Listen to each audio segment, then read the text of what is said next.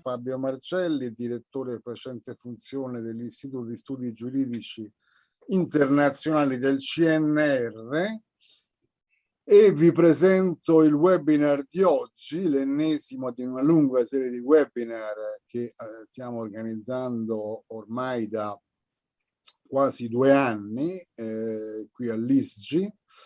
Il webinar di oggi è particolarmente importante perché abbiamo degli ospiti molto graditi e di altissimo livello per discutere il tema che è appunto il nuovo pensiero giuridico e politico internazionale cinese, e in particolare un concetto fondamentale all'interno di questo pensiero giuridico e politico internazionale cinese, che è il concetto di futuro condiviso dell'umanità.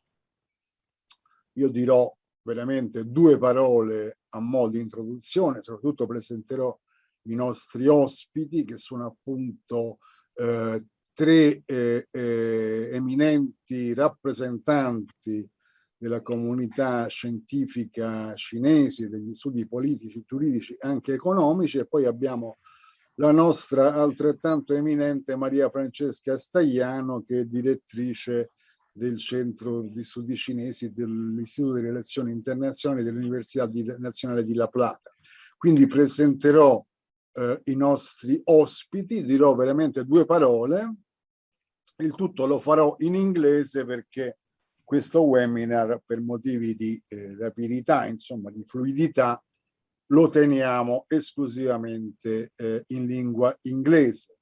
Anche i nostri ospiti parleranno in inglese. So I am going to introduce now the webinar of today about the Chinese thinking in international law and relations and the doctrine of the shared future of mankind.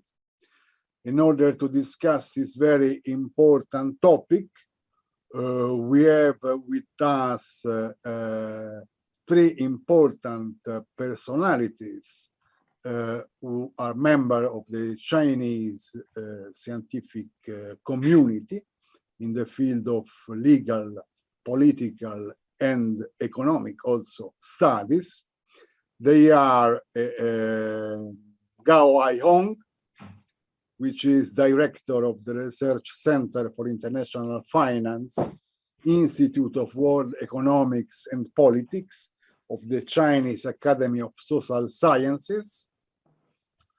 Then we will have Liu Wawen, deputy director of the Institute of International Law of the Chinese Academy of Social Sciences. And we'll have also Zhong Wanchu, researcher of the Institute of Community for Shared Future of the Communication University of China. And at the end, as I already said, we'll have Maria Francesca Stagliano, director of the Center for China Studies of the International Relations Institute of National University of La Plata, Argentina. We are very grateful to our 4 guests for being with us today, bringing their wisdom and their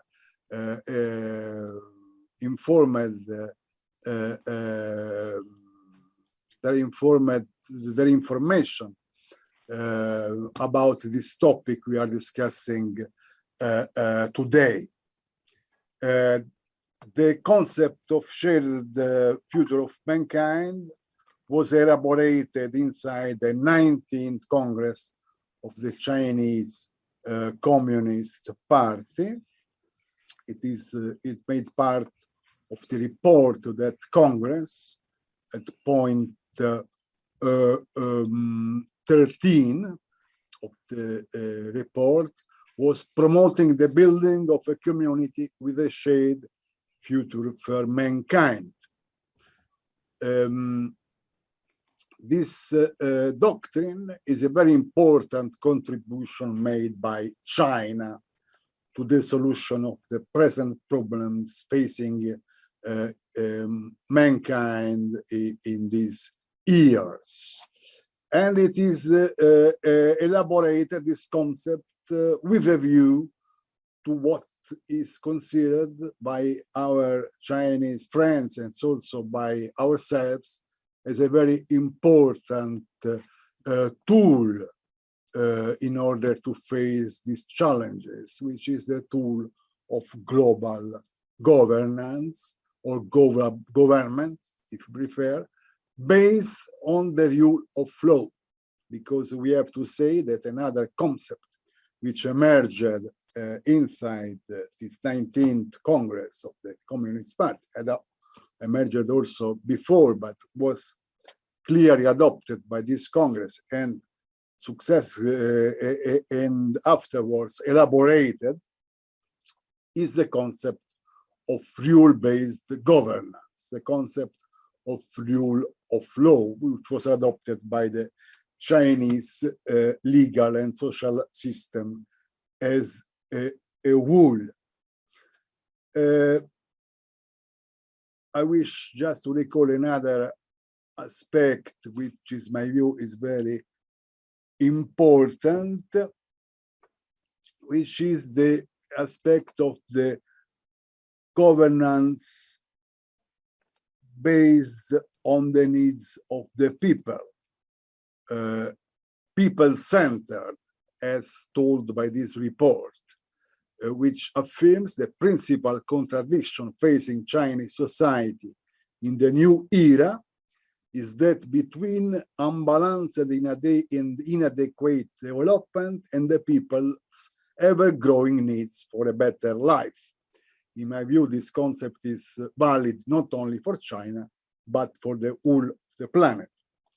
So we are facing nowadays very urgent and difficult problems. We can mention the problems of environment, which need, of course, a global government, because the problem of environment, the problem of climate change and the other problems of environment need such an approach at world level because of the very nature of such problems. We face the problems of pandemic, which were evidenciated by the recent pandemic of COVID, which started more or less 2 years ago and still is raging in many parts of the world. Also, the problems of pandemic, of course, needs a global approach, a global governance. And finally, more recently, but maybe it's the worst of this problem, we have the problem of war, which we are facing with the war in Ukraine, which started the 24th February of this year, that is more or less 1 month and a half ago. And we are facing a difficult phase of the international life, of the international system. We are risking an enlargement of this war. We are risking a new kind of Cold War and new division inside the international community. And this, of course, is in clear contradiction with the doctrine of a shared future of mankind.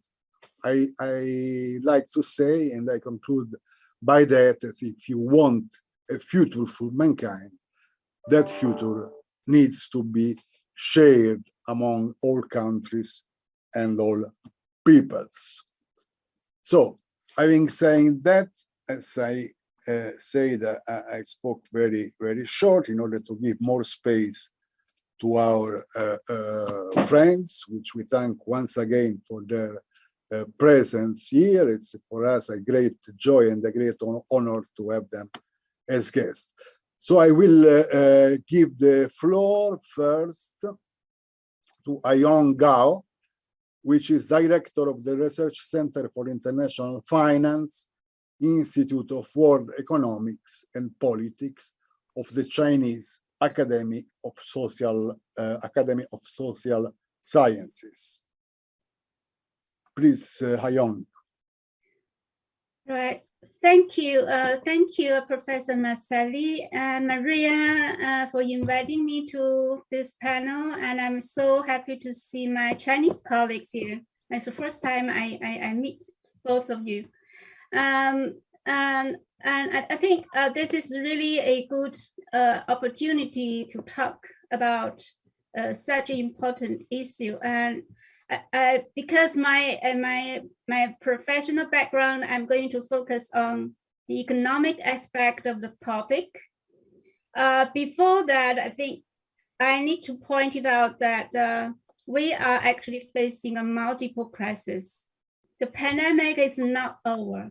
If you look at the world, even in China, it's not far from over.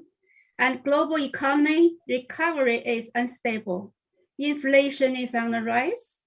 And of course, the Russian-Ukraine crisis carries impacts with the far-reaching geopolitical implications. And at the same time, the ongoing anti-globalization and the sentiments of nationalism actually are splitting the world into a disorder.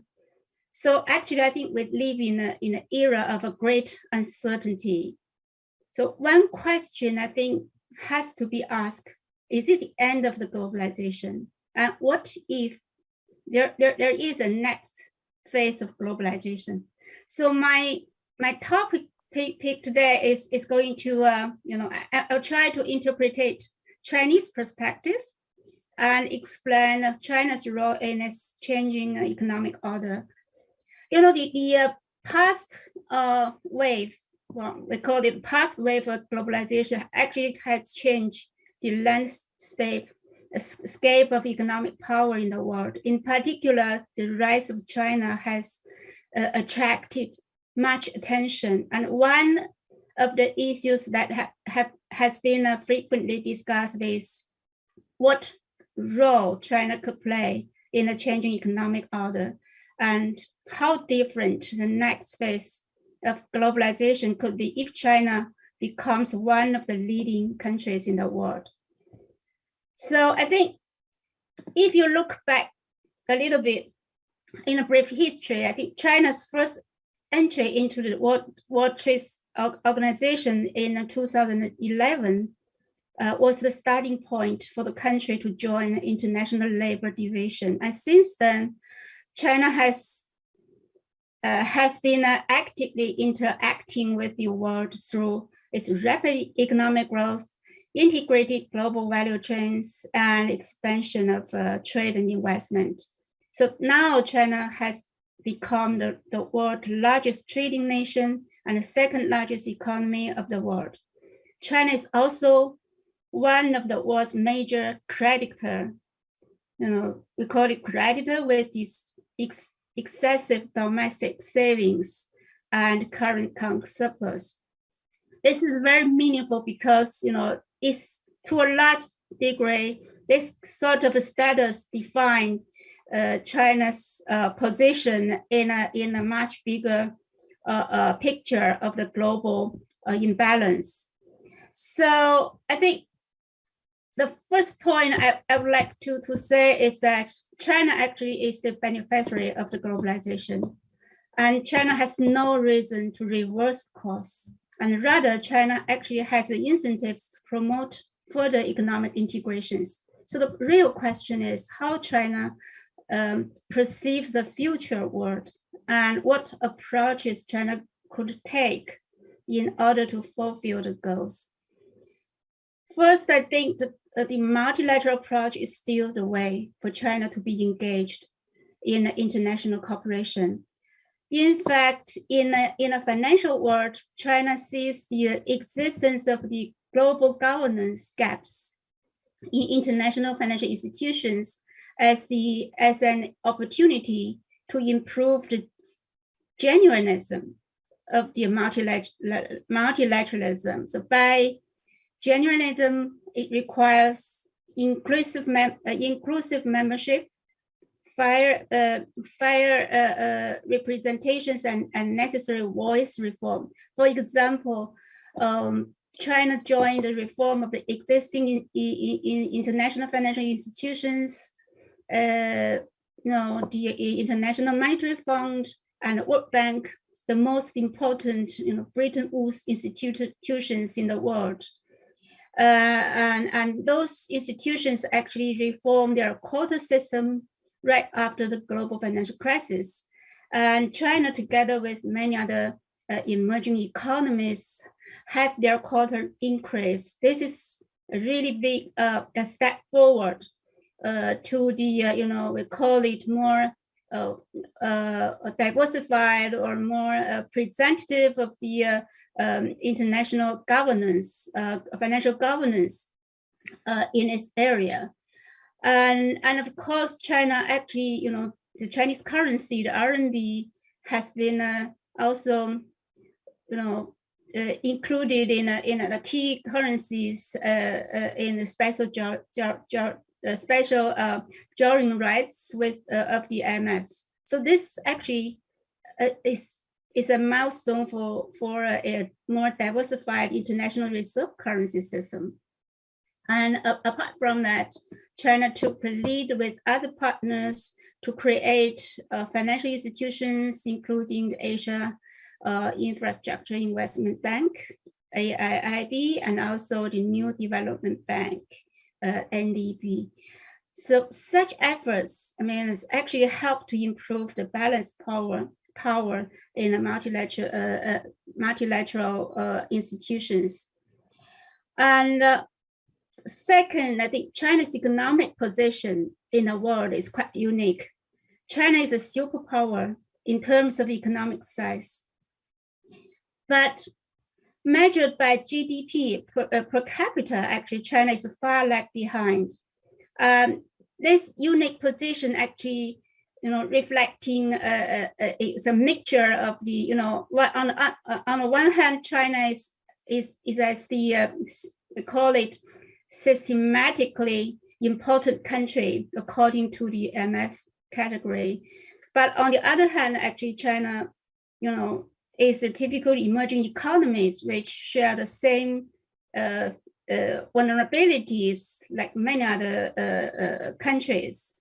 So this kind of, some call it a dual status.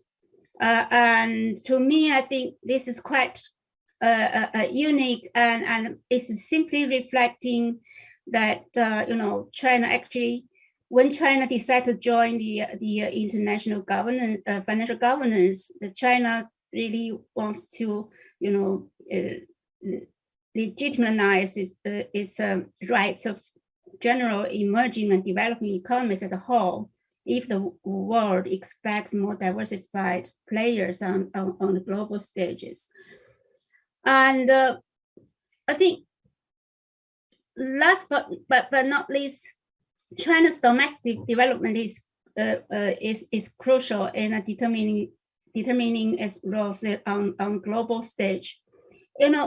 China's past economic achievement is a result of ambitious market-oriented reform and the continuous openness of the economy. That was the key elements for China's past success. And after decades of high growth, China now faces new challenges like demographic challenges and much needed factor market reform. And China recently adopted a dual circulation strategy. And this is something, we try to interpret it as the two tracks of the growth strategy. On the one hand, it allowed the domestic investment and consumption to drive the growth.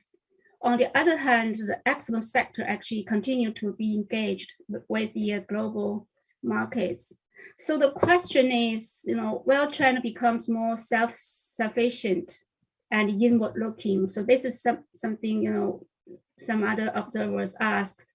And it's really something worrisome for many economists. And of course, the answer is certainly not. actually China recently launched the high quality openness strategy, which is, it seems to me like a countermeasure against the uncertain decoupling. And especially China actually, opened up its financial sector in a very fast fashion. And this is very important because China has another ambitious objective, that is the currency, to be internationalized in an international monetary system.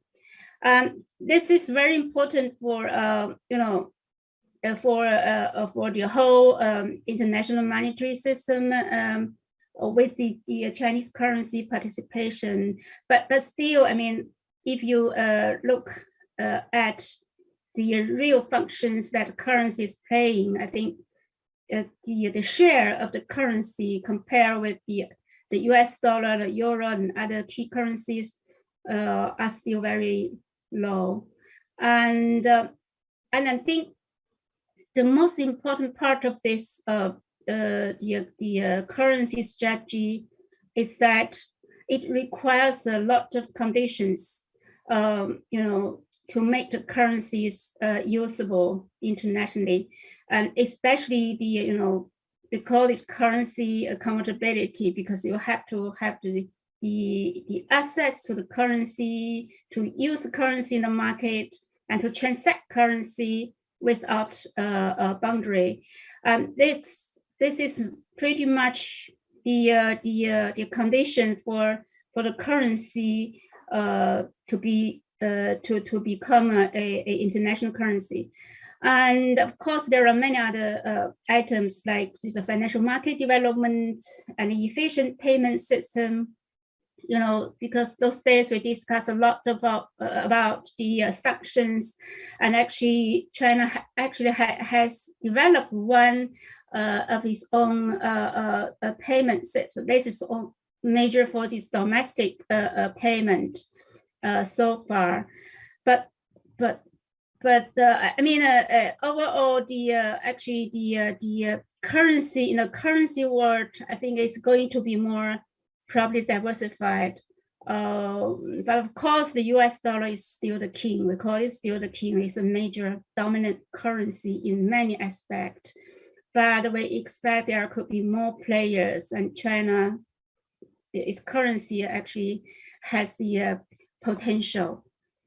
So this is pretty much what I want to say. But the true challenge is still, I mean, the challenge is that we are really in a great uncertainty, and China happens to be in a position where its global influence lies in the size of the economy and its economic interconnection with the world. So if anything must be learned from the past, and if international cooperation is still relevant today, I think China's continuous engagement with the world shall be a great contribution for the next phase of globalization.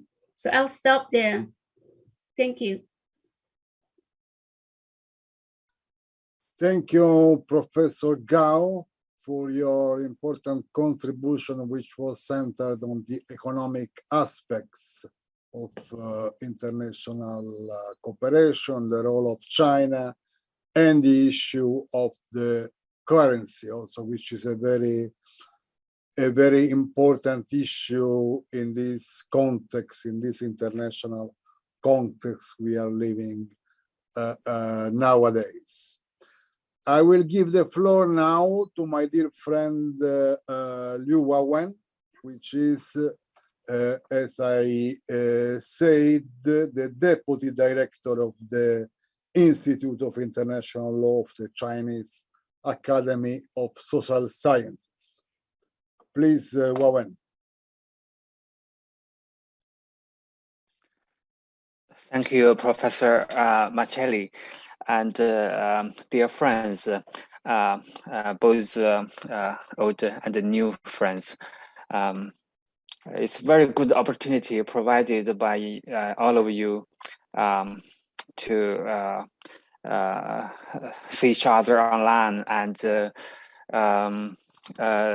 exchange our ideas on the important topic. Yes, for a long time we do not see each other offline. I miss the days in La Plata and the days in Rome, and so we miss the normal life.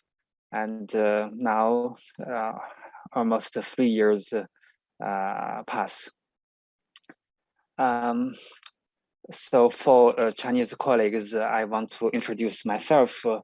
I'm the researcher of the Institute of International Law, Chinese Academy of Social Sciences.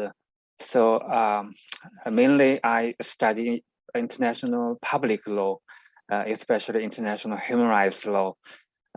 In the Chinese Academy of Social Sciences, there is a Center for Human Rights Studies. I'm the executive director of the Center for Human Rights Studies. I'm the member of the UN Committee Against Torture since 2020. Last November, I went to Geneva to attend the 72nd session of the committee. So it's offline. I'm one of the few scholars of the Chinese Academy of Social Sciences went abroad last year, even this year, I think. So many things are changed, and the pandemic is not finished yet, and then the conflict between Russia and Ukraine occurred, and I see the whole world is shocked, is shaken, legally, politically, economically, even culturally. Tomorrow evening, there will be a lecture in Peking University. The title is International Law? So it's actually a long time question for students, for scholars. Throughout the history, always we see that violation of international law, and the wars, the conflicts, and so easily people doubt whether international law is law. But I believe the lecturer will confirm that international law is law today. And recent years, another topic is international law international? It's the title of a book written by a young scholar in the West. It's a very popular book. So in this book, the author studied the international law education in the member states of the Security Council, UN. She found we are studying the same subject, international law, but we teach it differently. And the textbooks, there are some differences. It's like this. In US, the teachers will teach the practice of US. So the practice of US, the rules advocated by the US our international law. And in Chinese classroom, we teach international thesis. We teach treaties. We see that's international law. So for sure, there are common topics, common methodology. Meanwhile, there are some differences, especially for developing countries like China. We attach significances to international standards. We will not see Chinese practice is itself is the international law, but especially US, it will set Americans' practice as law, and we often see that the US applies its domestic law over the international law. So, is international law international? I say, generally speaking, it is international, and we share the common values, principles, purposes, and especially for the international treaties, the state parties abide by the rules of the treaties. It's quite clear.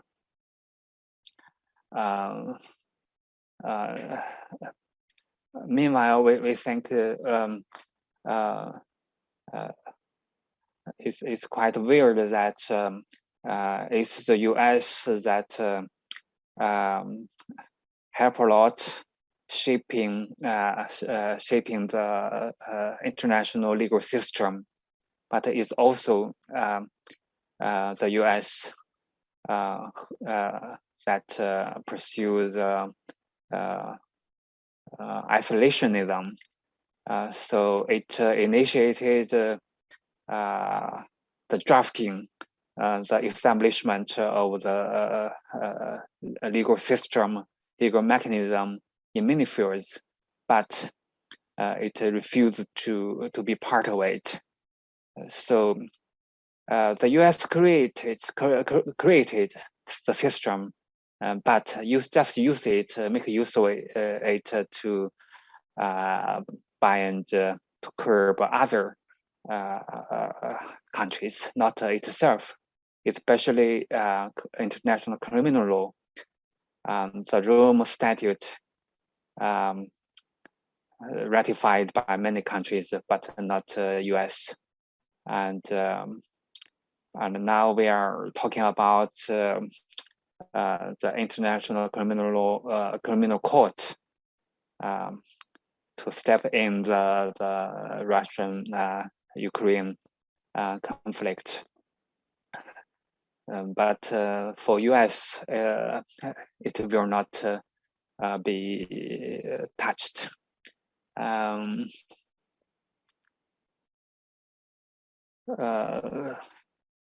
So we think the US is a very special power. It helps the establishment of the international system, but it's also this country the power to threaten the existing framework of international law. So today, many things are being changed, and the UN, the World Trade Organization, the World Health Organization, for some time, some period, they are challenged by the US. Even now, the World Trade Organization cannot work well normally. And so we are facing a transitional time. For this, China advocates the international law based, international law oriented international order, different from the American saying. America advocates the rule-based order, but we think who defines those rules? We say the existing international law. That's the common rules. So we advocate the international law as a basis for the international order. And we disagree with the so-called rules like soft rules or domestic rules of the Western countries to be used applicable for the whole world.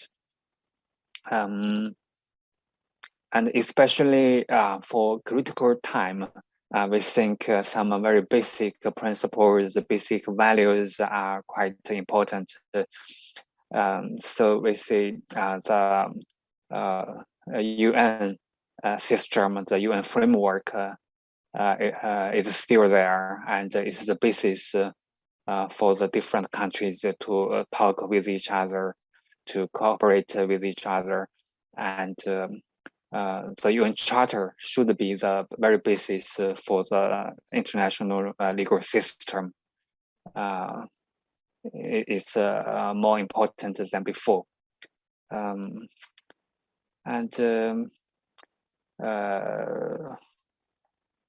So it's both depressing and promising.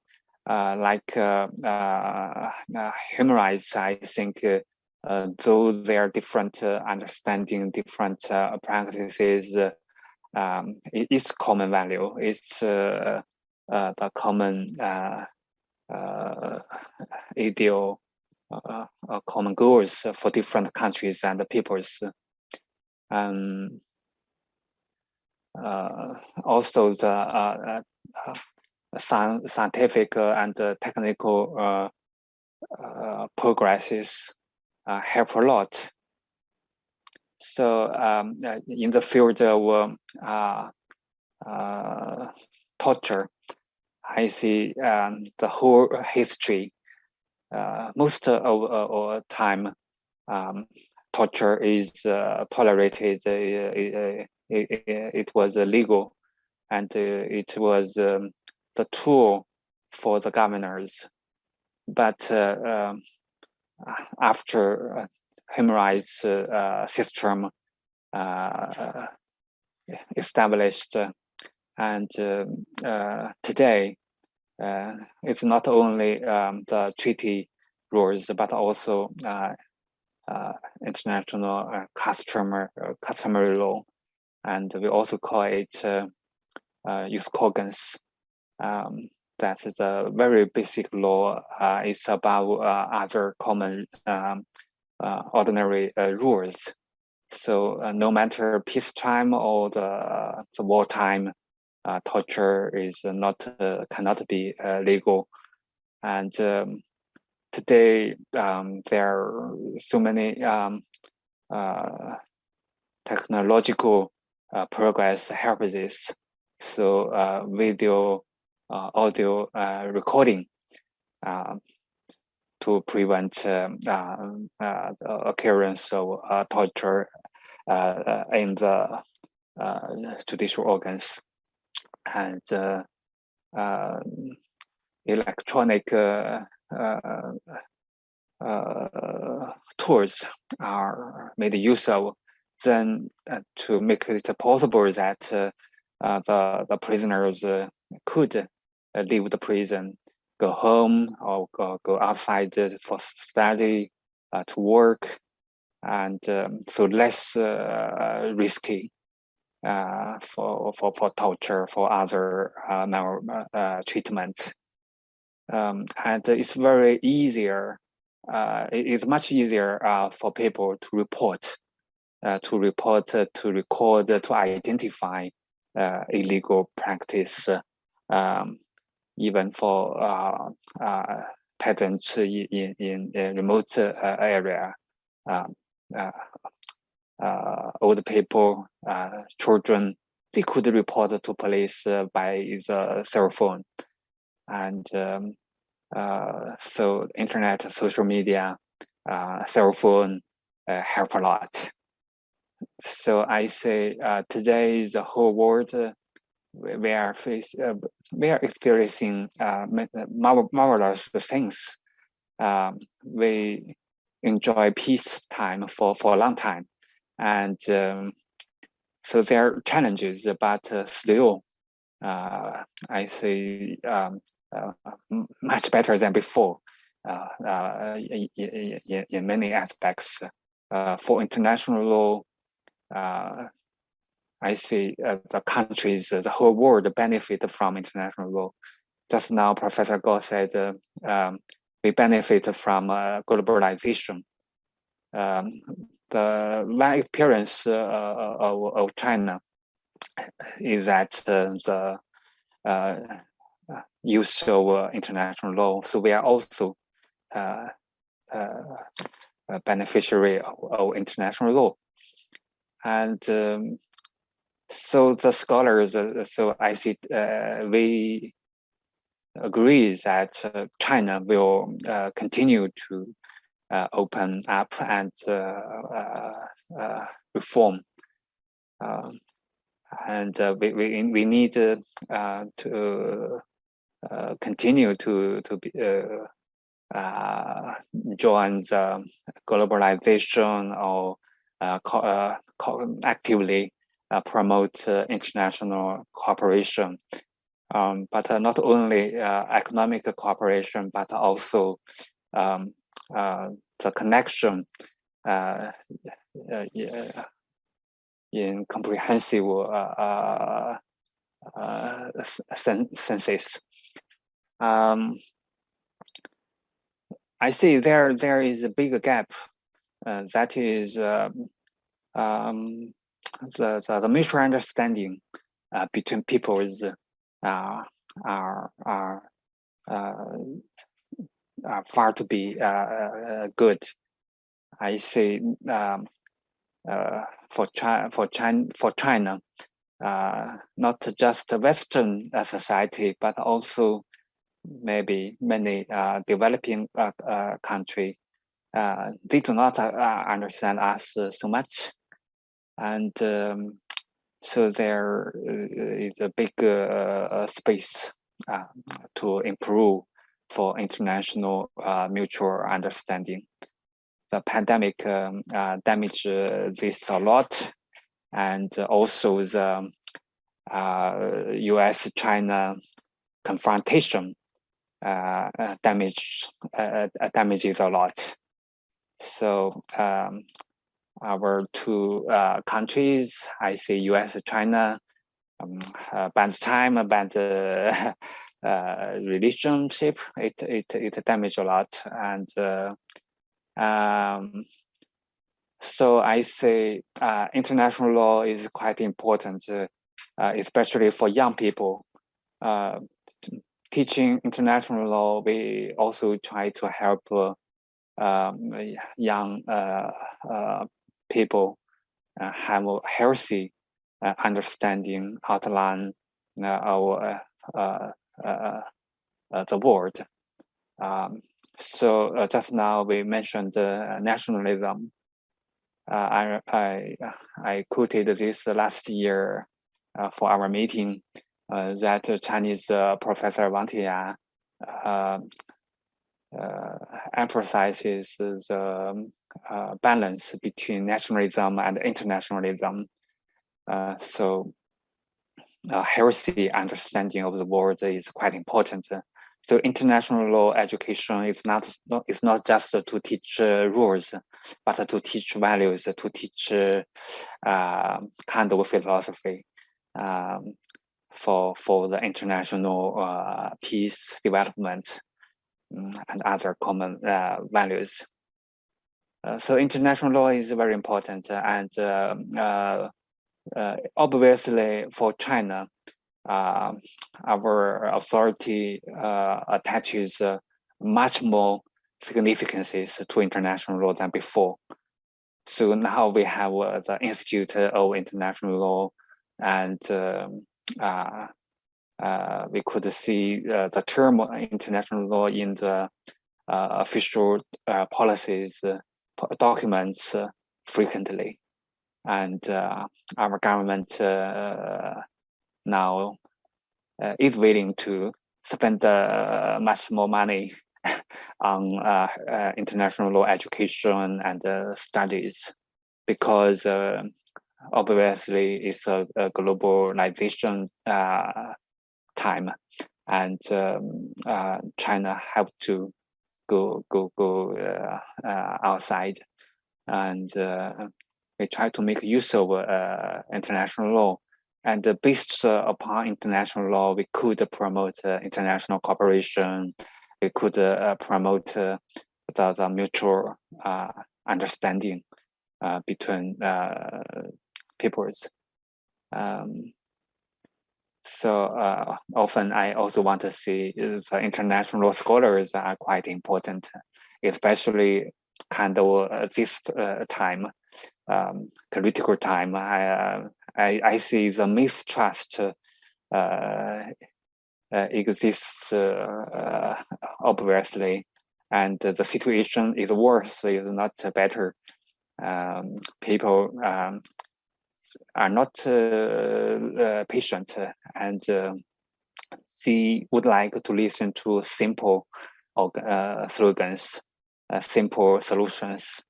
So the political politicians, political persons, they will make use of this. They very often they are not so much wise and patient. So scholars are quite important to promote healthy thinking, or dismiss the misunderstandings. So I appreciate a lot what Professor Machelli and Dr. Stan Ano, what you have done. So thank you so much, and I stop here.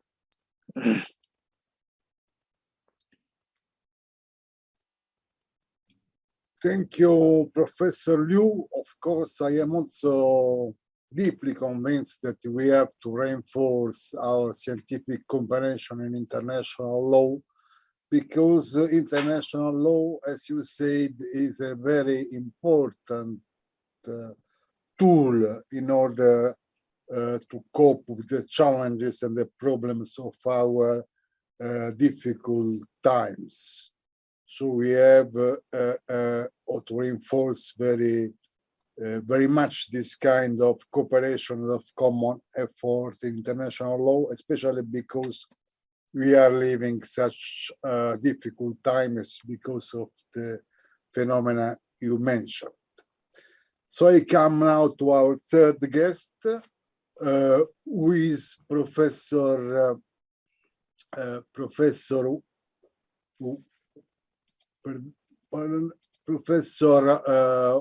John Guangzhou, who is a researcher of the Institute of Community for Shared Future of the Communication University of China. Please, Professor Zhang, have the floor. Grazie. Buon pomeriggio, professore Marcelli e professoressa Francesca. 刘教授、高教授，二位晚上好。I'm Wan Chu from the Institute for Community with Shared Future from the Communication University of China. First of all, please allow me to introduce myself briefly. I majored in Spanish, and later I have been 5 years, almost 5 years, 6 years in Spain to get my master and a PhD degree. I majored in intercultural studies in the Faculty of Interpretation and Intercultural Studies in the University Autonomous of Barcelona. So today, oh, sorry, please allow me to share my screen with you. I prepared a short PowerPoint. So today, my topic is translation doctrine about community with a shared future for mankind. Since I didn't major in international law, so today I try to share with some of my views during the time I worked in the institute in the said university. So first of all, I would like to show a vote on the internet about the translation from Chinese to English about the concept. As you see, many people think the translation should be common fate of mankind. And also there are other high frequency words, which is a shared future and a destiny. And if you focus, there is a difference between the preposition is of and with.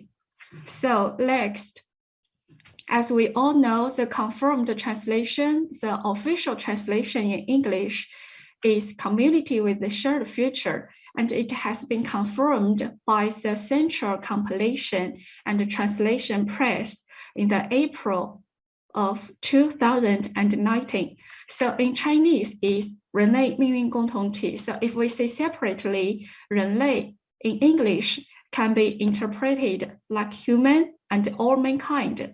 命运, another long word, can be interpreted like destiny or fate.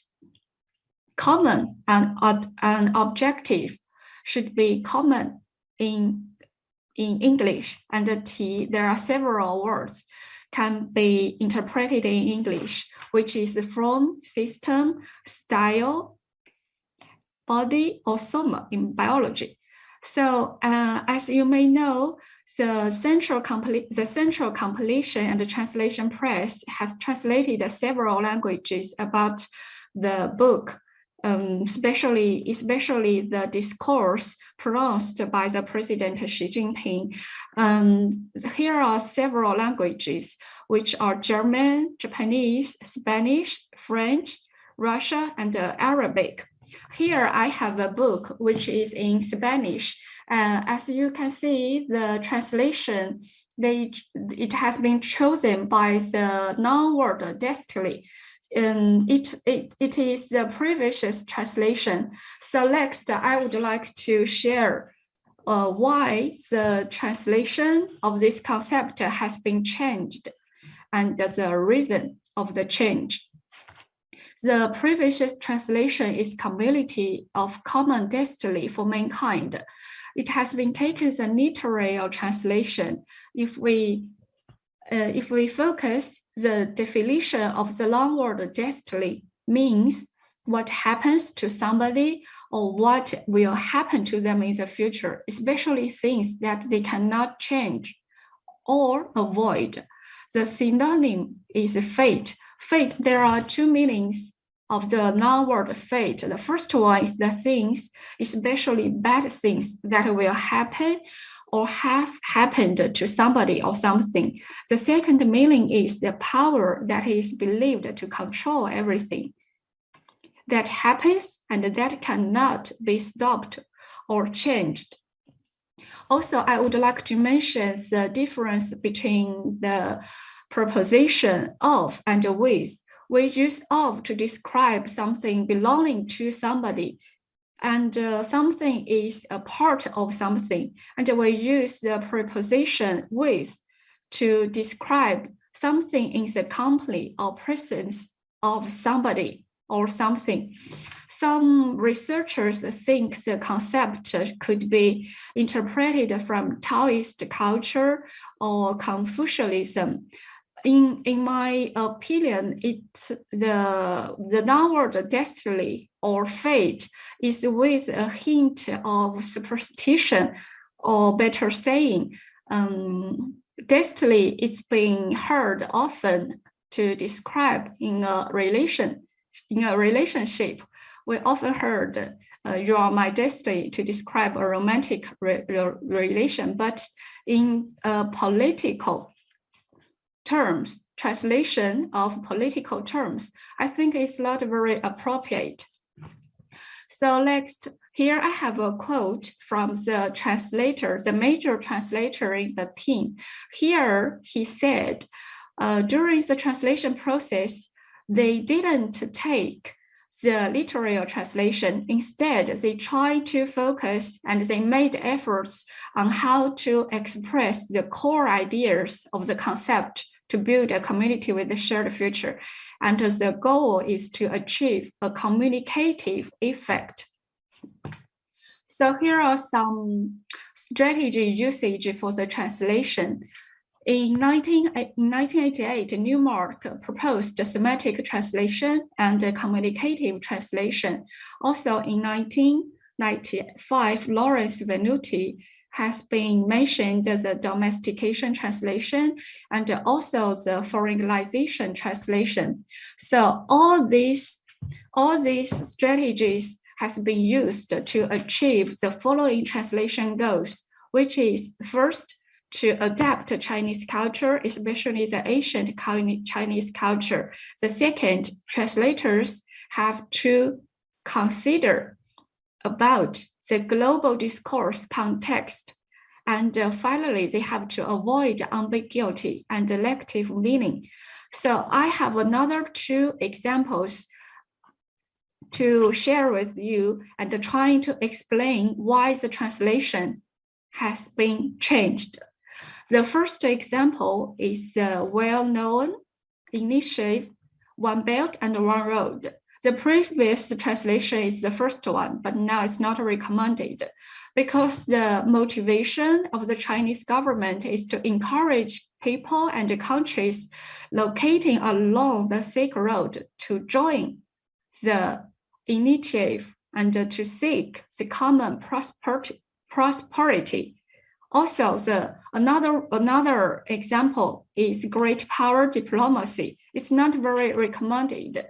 Instead, we often say major country diplomacy because words like great power or superpower are easily reminiscent of the Soviet Union or the United States in the early of 20th century.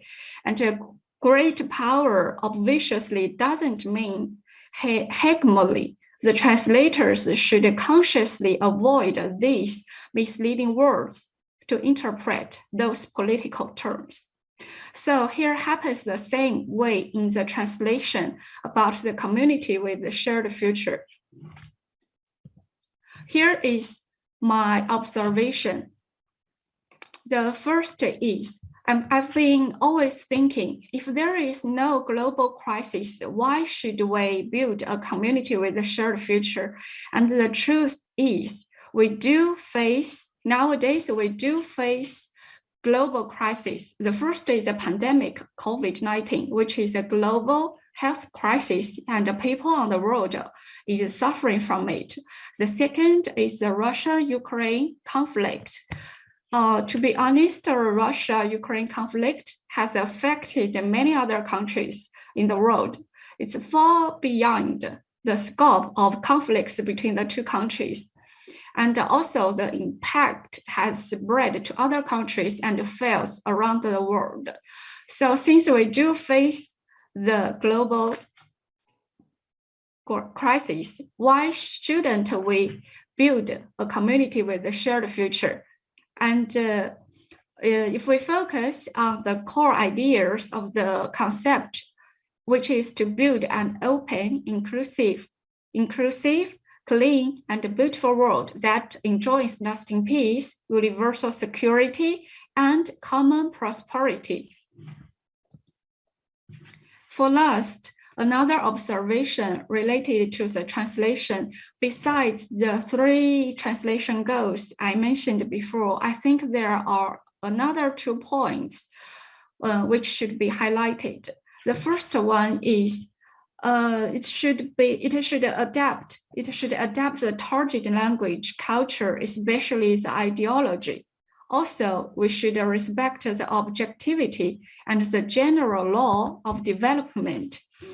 We can tell translation doctrine, especially the translation of political terms, has similarities with the spirit of law. That is, always work with matter of fact, respect the law of development, and always be objective. So as a young scholar, I know there is a lot of I have to learn from all the professors. If you have any comments or questions, so please kindly let me know. And thank you very much for the invitation for Francisca, and thank you for the organization of Professor Marcelli. Thank you. Thank you, Wanchu, for this very interesting intervention you made, which also concerns some linguistic aspects and semantic aspects which are very interesting, comparing Chinese language and, in this case, English language or other languages. I think that also these aspects are very important in our work, and we don't always attribute the due importance of this to this kind of aspect, to semantic aspects or linguistic aspects. So your contribution was very important, and I thank you for it.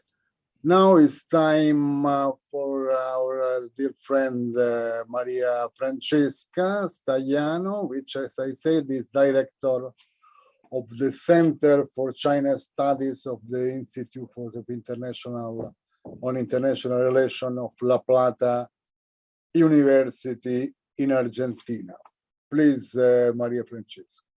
Thank you so much, Fabio. Thank you for the beautiful speech of our Chinese friends. Really, I always have a lot of inspirations from them. So thank you so much. And I particularly appreciate all the intervention. So I totally agree with Wanchu about the importance of translation. I also always start from the beginning, from the words. So I just try to interpret it, the expression of building a community of shared future for mankind, as a revitalizing concept of international law and international relations. So according to the dear friend Liu Haowen, that I'm quoting in this PowerPoint, of course, I start to try to interpret the effectivity of community of shared future for mankind in international law.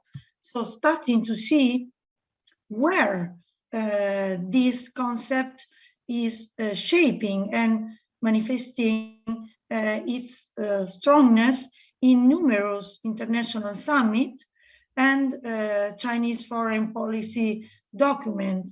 I think that under the perspective of international law, we can mention several international acts because community of shared future, as Professor Liu Haowen has already said, represent the inspiration to a new kind of world, a new international order, a sort of new humanism, as I defined in some articles, in line with the construction of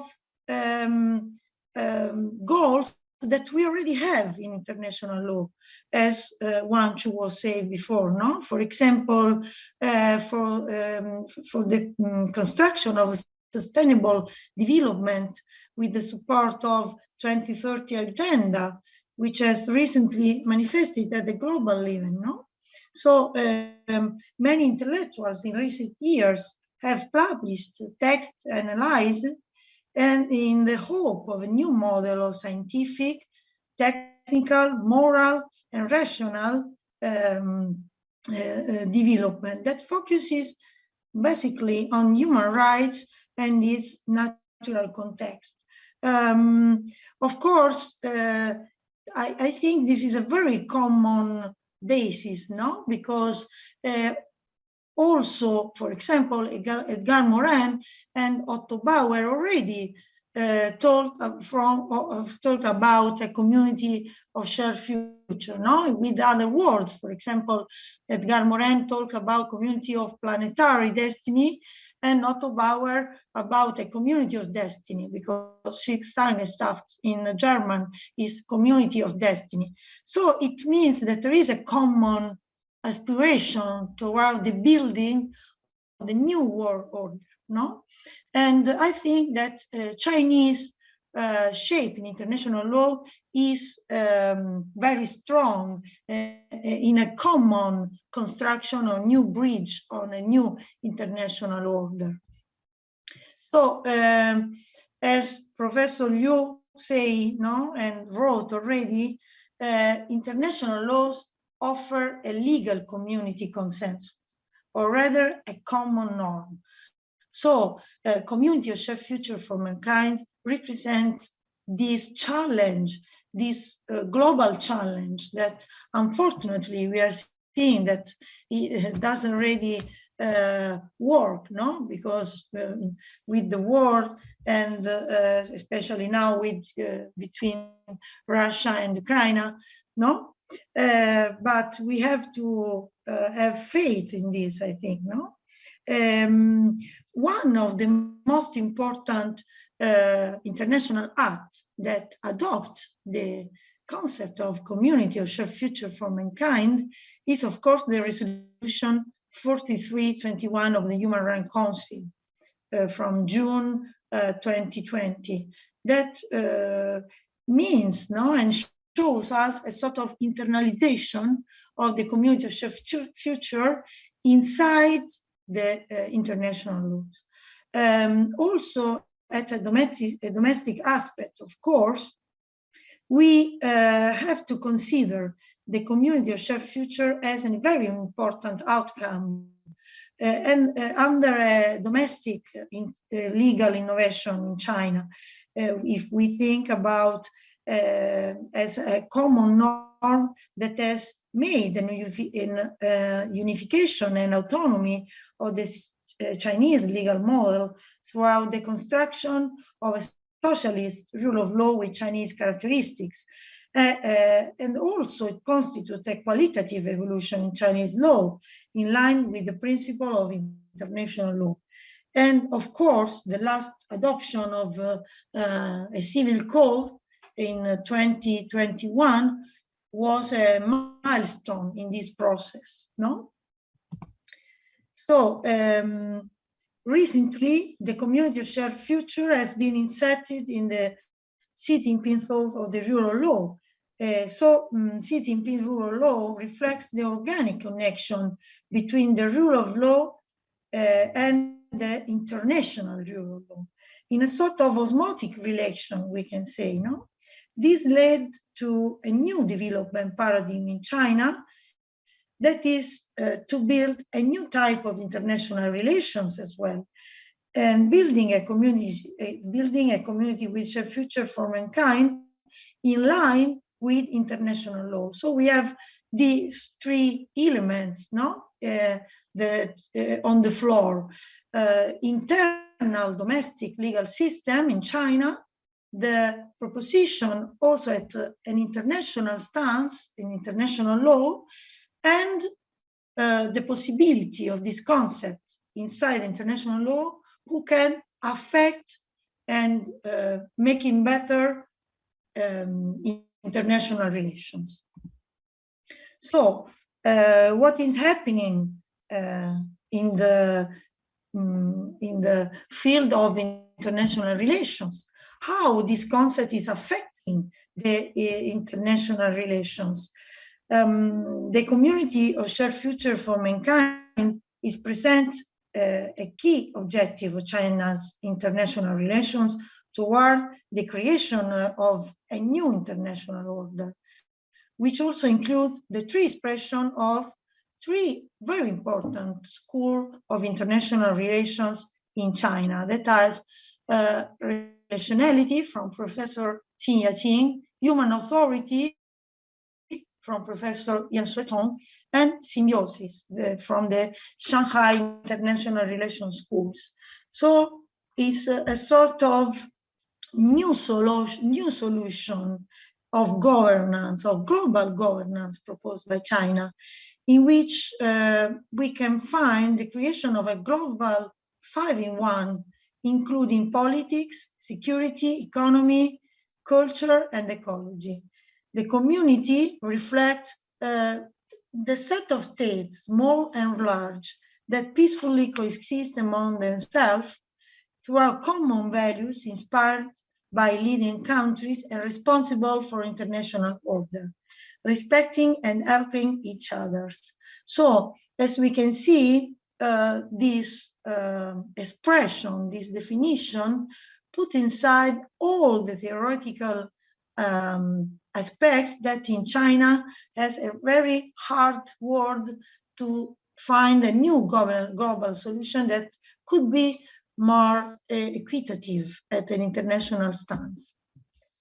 The materialization of this concept is, of course, the Belt and Road Initiative, because it represents the universalist vocation of building a community of shared future for mankind throughout global cooperation, a more equitable governance, multidimensionality, and connectivity and union. As my dear colleague Javier Vadel from Brazil already wrote with me, the initiative of the economic belt of the Silk Road and the maritime Silk Road of the 21st century, led by China, constitutes a direct challenge to neoliberal globalization. It is an interconnectivity proposal that arises as an Eurasian regional initiative and expands as a global and inclusive project, reconfiguring the economic geography throughout massive investment in infrastructure that are unprecedented. So, a new way to interpret the globalization, as Professor Gao were saying, no? A new way that put together all common interests. So, community of shared future is the main point which converge Chinese domestic law, international law, and international relations, trying to build a new symbiotic international legal order. What does symbiosis mean? The Chinese theory of international relations of symbiosis is proposed by Shanghai School, as we already said. It has brought together knowledge of sociology, biology, and philosophy with international relations. The term Gongsheng, symbiosis, has the same etymology of English, Spanish, Italian word that is from Greek ethnims, that is shun and biono, live together, literally.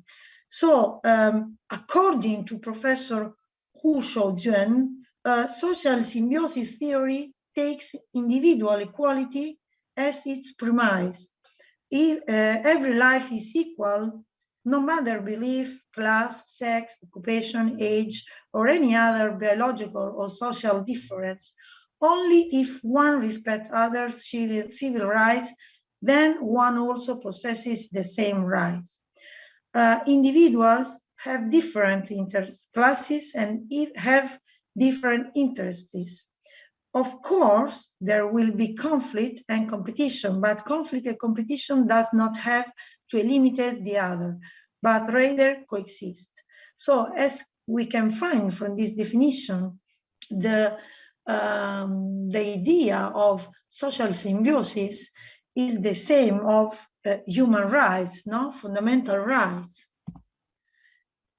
The symbiotic system represents a positive vision about social evolution, an alternative to Hobbesian or Darwinian one. In fact, at internal stance, symbiosis system pursues the value orientation of harmonious coexistence between subjects, and its natural extension in an international dimension in the community of shared future for mankind. The community of shared future carries out the overcoming of realist theory as expressions of the mere national interests of each nation state, enclosed in a post-Westphalian concept of sovereignty to interact internationally, and proposes a diplomacy inspired by the common interests of the international community, capable of generating win-win cooperation toward a more just and equitable international order. In fact, only by combining these aspects under a comprehensive profile, as well as was done under a juridical perspective with the thought of Xi Jinping on the rule of law, for example, we can understand the extent of the responsibility for global symbiosis with the effect of communization of global interests and fears throughout the process of human globalization. In this sense that I have already analyzed this trend as a manifestation of a new Chinese humanism. The community with shared future for mankind, as stated by Professor Jin, is an historical category. It is gradually created by various symbiotic relationships, formed, expanded, extended, and strengthened during the historical development of human beings. It exists in the process of historical evolution. You are in me, everything is prosperous and everything is damaged. The contemporary sense of the community of human destiny is the product of historical development. The emergence of the contemporary community with a shared future for mankind makes the individual development of any country and any actor have to consider how to face the integrity of the international society and how to exist with others. So some final remarks to have a conclusion of this short speech. The Chinese concept of community of shared future for mankind, as interpreted in the international law and relations, is the search for not only an alternative, but an evolutionary system of international relations, capable of replace the hegemonic international system with new creative solutions. People as a symbiotic relational and responsible community as a subject of international law, as the final recipient of decision, not only at a national level, but above all at a global level. This vision distorts the traditional international internation division towards a global idea of human community in a systemic way. This ontological divergence between global issues and statal actions constantly questions state actions in the obstacle of overcome an egotic spirit toward a common spirit of humanity. And it can only be overcome through the construction of common actions with international cooperation based no longer on a hostile vision between states, but on a communion of intentions of the peoples. This is the real formal innovation brought about the community of shared future for mankind. And that is why we are here today talking about democratization in international relations according to common shared values and practices. So, thank you so much. And I hope we can go on with other meeting. Very good. Muchas gracias. Muy bien, Francesca, in all of our languages. I think I found your contribution also very, very interesting. I think that it's necessary and urgent to replace what you call the hegemonic model, if I don't remember badly, the magic model, with another model if you want to give this mankind an opportunity to survive. And this is really a very urgent issue. So I think we had very interesting intervention from our Chinese friends, Ayong Gao, Wan Chuzhong, and Yu Wen, which we thank again, and of course also Maria Francesca. We don't have questions for the public, but of course we will diffuse the record of this conference. We'll send, of course, to you the records and publish it on our website as usual. And I also ask you to send to me the PowerPoint in the case of Maria Francesca and of Wan Shu, and articles or other writings you think you can be useful for this very important topic we discussed together today. So I know that in China it's rather late.